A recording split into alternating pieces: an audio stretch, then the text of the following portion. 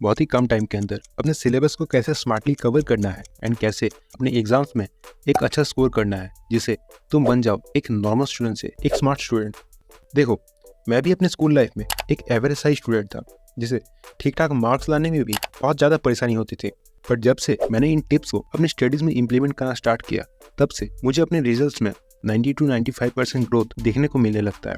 अब वो टिप्स क्या है एंड कैसे तुम्हें उनको अपने स्टडीज़ में इम्प्लीमेंट करना है जिससे तुम एक वास्ट सिलेबस को बहुत ही कम टाइम के अंदर कवर कर पाओ, चलो उसे जानते हैं। सो फर्स्टली इस वीडियो को हम 3 पॉइंट्स में डिवाइड करेंगे। नंबर 1, कैसे एक ह्यूज सिलेबस को स्मार्टली कवर करना है। Number 2, how to smartly manage your time and lastly how to gain maximum results with minimum effort. So without wasting any more time, let's begin. So firstly तुम सभी इस video पे इसलिए हो कि तुम कैसे एक ह्यूज सिलेबस को जल्दी से कंप्लीट कर पाओ, right? So in order to do that तुम्हारा पूरा फोकस सिर्फ और सिर्फ इंपॉर्टेंट चीज़ों पे ही होना चाहिए। You need to understand your priorities. देखो, तुम्हारे पास बुक के हर लाइन को याद करने का टाइम नहीं है, सो तुमको स्मार्टली एंड सिलेक्टिवली पढ़ना होगा। एंड उसके लिए जब भी तुम किसी सब्जेक्ट को पढ़ना शुरू कर रहे हो तो तुम सबसे पहले उस सब्जेक्ट के कंटेंट्स पेज पे जाओ and divide the chapters in 3 categories: important, very important and very very important. And at this point तुम्हारे पास क्योंकि टाइम बहुत ही कम है तो मेरा सजेशन तुम्हारे लिए यही रहेगा कि तुम सिर्फ very important and very very important topics पर फोकस करो। यहाँ पर तुम्हें 80-20 प्रिंसिपल का यूज़ करना है एंड उन टॉपिक्स पे ज़्यादा ध्यान देना है जिनसे तुमको मैक्सिमम रिजल्ट्स मिलेंगे। तुम हर सब्जेक्ट के सिलेबस को ध्यान से देखो एंड लास्ट के करीबन 3 इयर्स के प्रीवियस ईयर क्वेश्चंस को थॉरली एनालाइज करो। इस पे ध्यान दो कि हर सब्जेक्ट में कौन सा चैप्टर्स का इंपॉर्टेंस ज़्यादा है, एग्जाम में किन किन चैप्टर से ज़्यादा क्वेश्चन आ रहे हैं और कौन से टॉपिक्स पर बार बार क्वेश्चन पूछे गए हैं। You should try to focus on that 50% syllabus that will help you to score 80 to 90% marks। और ऐसा करने से तुम वो सब कुछ कवर कर सकते हो जो actually exam point of view से इम्पॉर्टेंट है।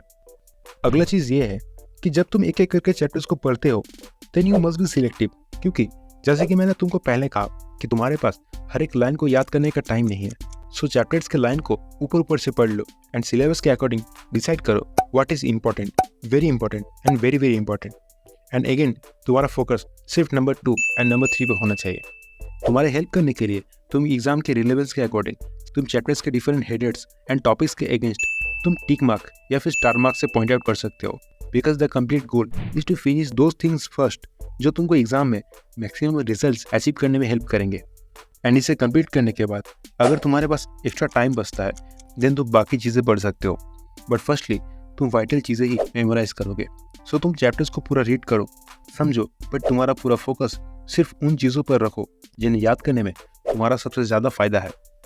नेक्स्टली तुमको अपने पढ़ाई से मैक्सिमम रिजल्ट्स निकालने के लिए अपने टाइम को मैनेज करना सीखना होगा।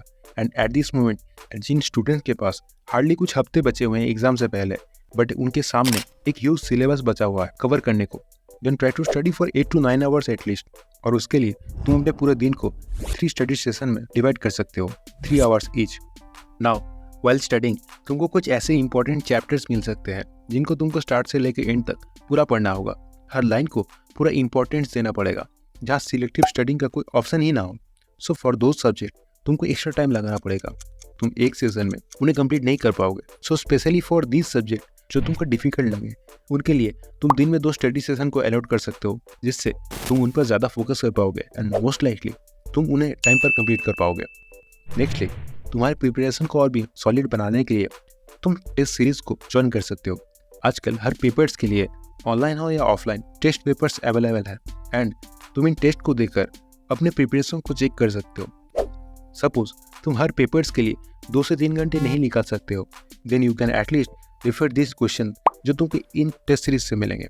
जब भी तुम किसी सब्जेक्ट को रिवाइज करोगे देन रिवाइज करने के साथ साथ तुम इन टेस्ट सीरीज के क्वेश्चंस को जस्ट ऊपर ऊपर से एनालाइज करो एंड देखो कि तुम इनमें से कितने क्वेश्चंस के आंसर्स दे पा रहे हो। एंड अगर तुम्हारे लिए टेस्ट सीरीज पॉसिबल ना हो तो प्रीवियस ईयर के क्वेश्चंस अकेले ही काफ़ी है। You must make sure that तुम्हारे लास्ट 3 सालों के प्रीवियस ईयर क्वेश्चंस अच्छी तरह से प्रिपेयर रहे। Lastly you have to focus on quality over quantity, because तुम ऑलरेडी सिलेक्टिवली पढ़ रहे हो and you have to be fully confident on a prepared material जिसके ऊपर तुमने इतना टाइम इन्वेस्ट किया। अक्सर ये होता है कि कई स्टूडेंट अपने 80 to 90% सिलेबस को कंप्लीट कर लेते हैं, बट एट दी एंड उन्हें सिर्फ 40 to 50% याद रहता है। बट यहीं अगर तुम अपने कोर 50% मटेरियल को अच्छी तरह से याद कर लेते हो, देन तुम बड़े ही आसानी से दूसरे स्टूडेंट से बेहतर परफॉर्म करोगे। एंड इसे इफेक्टिव बनाने के लिए रिविजन्स एंड प्रैक्टिस टेस्ट बहुत ही वाइटल है। हर दिन तुम रिवाइज करो एंड जब भी तुम किसी सब्जेक्ट को खत्म करते हो देन उससे related previous year questions and mock test जरूर फिनिश करो। Finally without any worry fully focus on your study. And अगर तुमको ज़्यादा स्ट्रेस होने लगता है then take small breaks and then after you calm down you should fully concentrate on your goal. So best of luck for your upcoming exams. And video अच्छी लगी हो तो वीडियो को एक लाइक करना and subscribe for more. That's for all today. Take care, see you in the next video.